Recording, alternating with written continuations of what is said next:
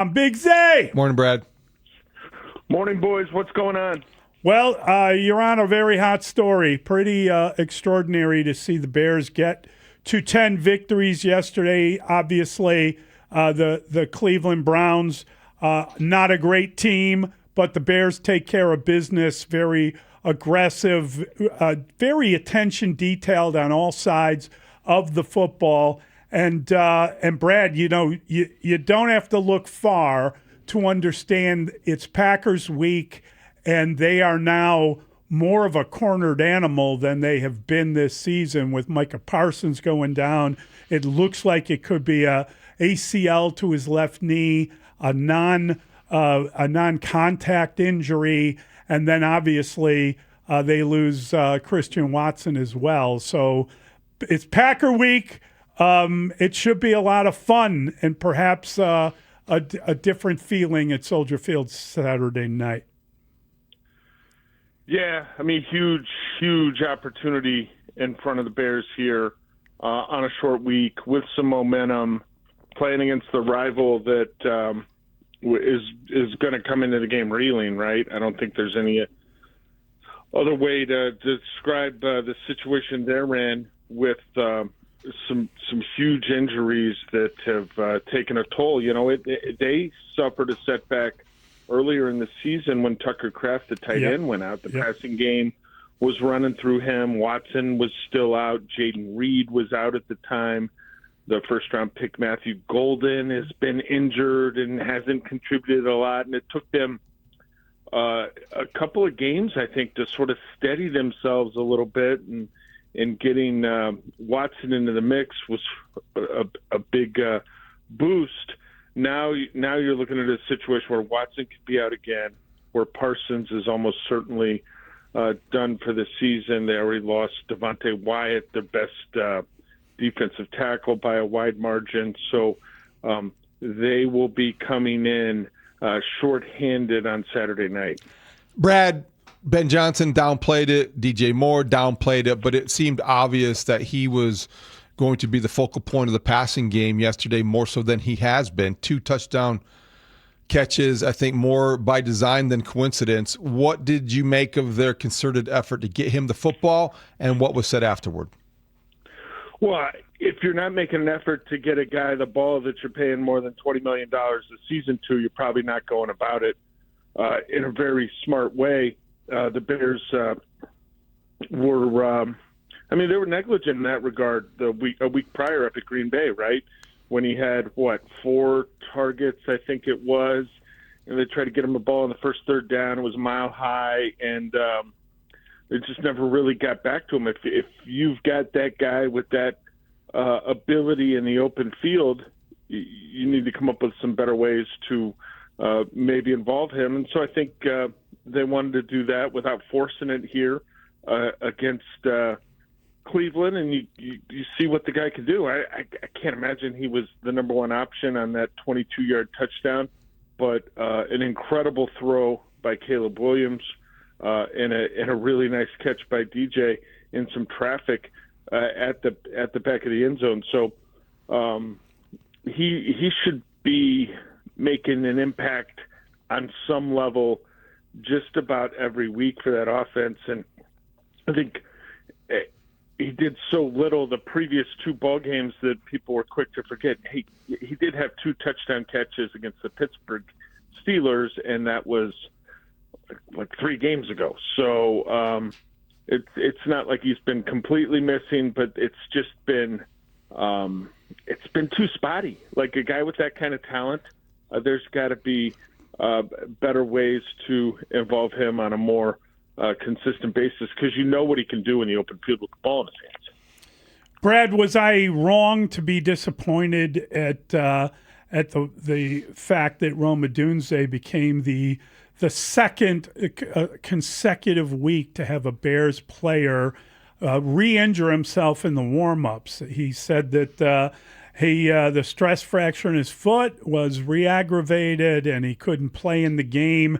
So they go into the game and they're short a receiver, and Devin Duvernay is forced into action at that position because they obviously lose Luther Burton in the game as well. And then that obviously in Green Bay, you had Kyler Gordon go down, and he ended up on IR and will not play again this season, maybe in the playoffs if they last long enough. What's going on? How do you lose players like that, and how do you not respect the game day roster enough to make sure you have coverage at positions where you have injuries? Yeah, I think, they're totally separate incidents, right? Yep. I think you got to look at them completely separately. Any of these super high-end athletes like these guys, they're competitors. They're going to push to be out there. I think that's one element that's always going to be in play when you talk about a player coming back from an injury is, the player is scratching and clawing to get back onto the field.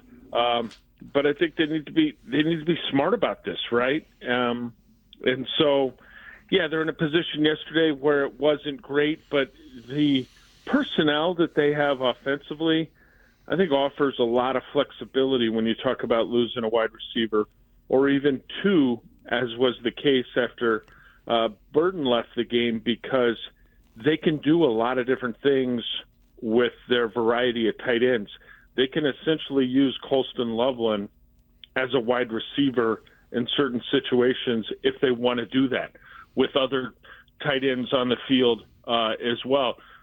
They had to play, I think, 10 snaps in the ball game, but he's been productive as a pass catcher in Baltimore in the past, and your return man needs to this is a better situation they've been in a few times in the past where they've had the return man who really couldn't do anything else. I mean, this is a return man that can do a little bit more. So not ideal.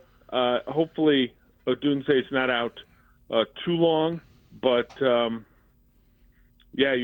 timing of it just was poor, though, no question. Any idea how badly injured Luther Burton is? Because he did step up in a way that made him a bigger part of the offense as well. I really like the way we talk about DJ Moore being an emphasis and Luther Burton emerging, but they really spread the ball around well to all of the receivers, Brad, early and often. And I thought Luther Burton had a really nice game before leaving with that ankle injury. Yeah, I mean, listen, what you see with Burton on almost every time he gets the ball as a receiver is there is a real opportunity for yards after catch, because he is strong, he is physical, and he is sudden. The quickness, the lateral ability, he can make guys miss or he can overpower guys, and that was the 40-yard play, right, where it busted some tackles and got upfield.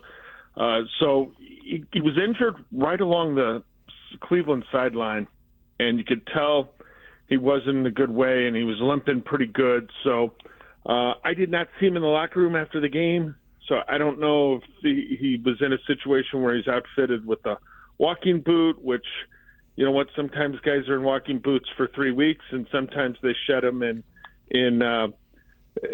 12 hours. But I don't know what the case is with him. I just know it's a short week, and they can sure use him, whether that's Saturday night against Green Bay or the following week at San Francisco. And the Bears have had very good fortune health-wise on offense this season. There's no question about that. So maybe they get some good news with Burton, and that trend sort of continues. Brad, when you look at the way the Bears played the game, listen, Cleveland's a bad team, okay? There's no way around that. That is not a good football team. And, you know, I think the fear going into the game is like, oh, Shedeur Sanders has really found himself. Look what he did to Tennessee. Well, he couldn't match any of those achievements against the Bears. And it was kind of wild that he threw 3 picks, and you wondered, he had 14 targets to Fanning, the tight end. That was insane. I believe during the broadcast, Moose Johnson is like, he's throwing to him too much. Like after they made a pick, everyone knows where the ball's going. It was just kind of wild. And I know, I guess what I'm saying is that's probably not going to be something to expect from Jordan Love or whatever. But winning like that in a game where they played the way they played and the conditions they had to play in was a very impressive, easy victory. Yeah, 28-point blowout's the biggest win for the Bears in more than 5 years. When you talk about the point difference, right? And Jordan Love's not going to hold on to the football like Shedeur, who took 5 sacks, probably should have only had 3, maybe even 2. One of them he went full Craig Krenzel, which is the hold the ball, retreat, and then take the sack. Fannin, those were shorter throws on a really difficult day to throw the football, which made what Caleb did, I think, more impressive. So, yeah, he's locked in on Fannin. Everybody knew coming into the game Fannin's been the top target. Wasn't able to distribute the ball to the guys on the outside much. I mean, Cleveland offensively looked like a team playing in preseason. That's what it looked like, and so that's how you end up with those kind of lopsided results where, guys, there was 7.5 minutes in the game, and the Browns had 4 first downs. And I'm like, right, boy, if they can force a punt here, what are we looking at in the record books? Well, the last time the Bears held an opponent to 4 first downs in a ball game, we still had World War II going on. You are a walking Bears encyclopedia, Brad. So you talked to a lot of scouts. Saw you talking to a couple more yesterday. When you talk about the Bears moving forward, what are other teams seeing and saying? How much fear or respect is there for what the Bears are accomplishing? Or is there a sense of, well, they're not beating that good of teams and this and that? What is the real book on the Bears heading into this tough stretch of the schedule? Yeah, I think there's respect for Ben Johnson. There's appreciation for what they've been able to do offensively. I think most people around the league have always held Dennis Allen in relatively high regard as a defensive coordinator, his ability to kind of maximize what he has to work with. The running game's real, right? Like that is very, very real. That's and if you're playing against the Bears, that it's in your face, right? They're going to come at you and aggressively attack you on the ground. They're averaging about 151, 152 yards a game. They're second in the league in rushing, and Caleb takes care of the football. And again, I thought he threw it pretty darn well yesterday, considering what it was like outside. There were a couple of fantastic throws. He does a great job of taking care of the football.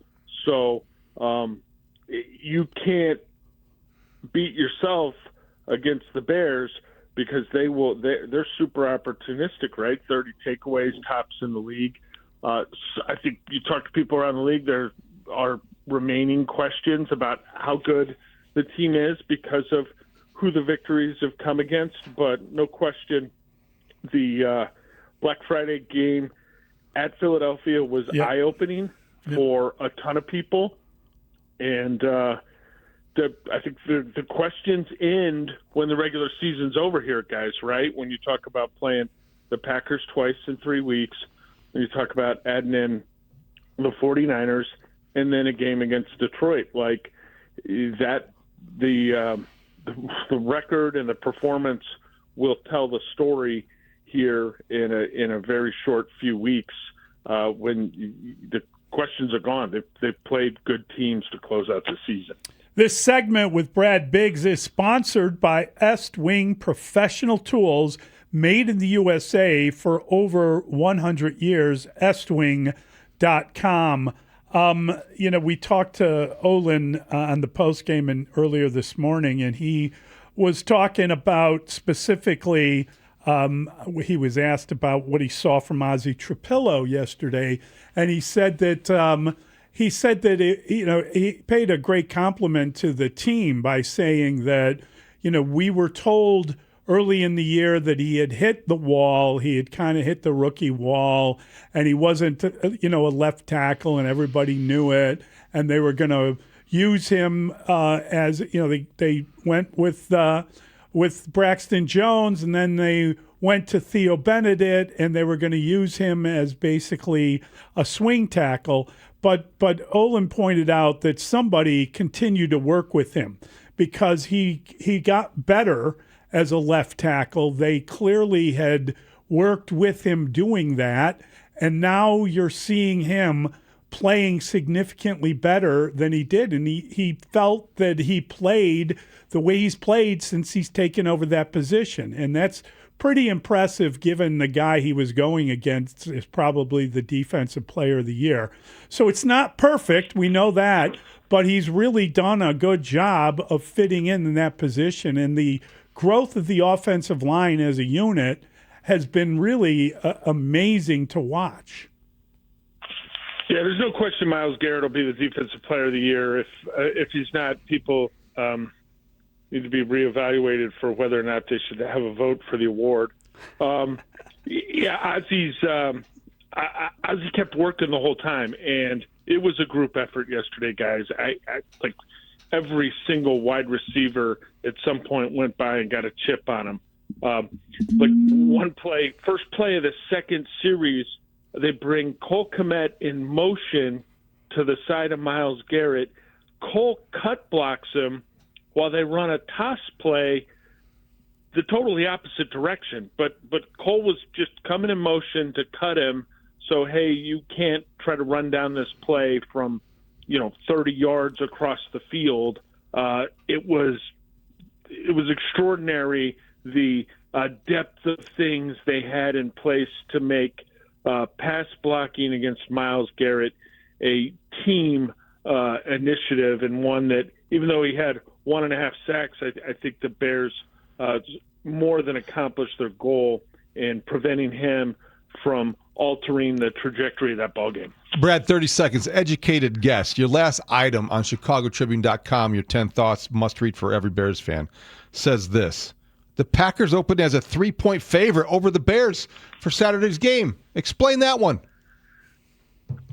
Dave, I don't set the lines, man. I just report them. But I would remind the listening public that the general goal of the sports books is to attract an even or proportionate amount of money. That's right. Yep. On both sides, and that it's quite possible other regions of the country, not involving Illinois, Wisconsin, or anything else, might look at the matchup differently than it is viewed here in the 3-1-2, right? Good explanation. Yeah, well done, Brad. Thanks, Thank you, Brad. buddy. We appreciate it. Have a great day, guys. You too.